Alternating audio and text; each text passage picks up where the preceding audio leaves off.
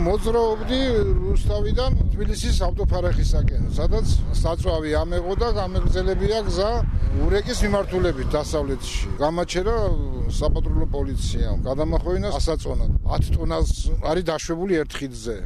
ამანქანას 4 ხიდი აქვს.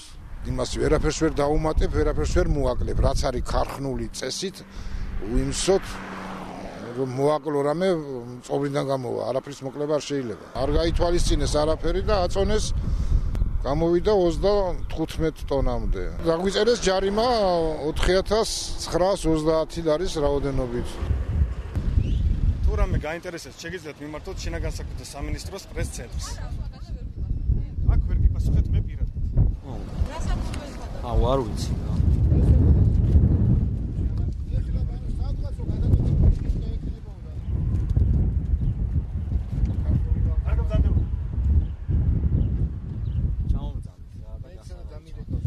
არ შეიძლება ეხლა და უფროსი მყავს მე და დამელოდეო ველაპარაკო რა არ შეიძლება ახლა მართლაც მანქანას გაიყვება რაღაცას გავარკვევო და დამირეკო ესე გასაღებს არ მაგარე მოგცემ როგორ არ მოგცემ დამირეკო ხო და ეხლა ვერ გავიგე რა ჩამაბარეთ უნდა დავკეტომეთ ვიბარეთ მანქანას და მე ვარ პასუხისმგებელი ამ მანქანას სანამ არ გაიყვანს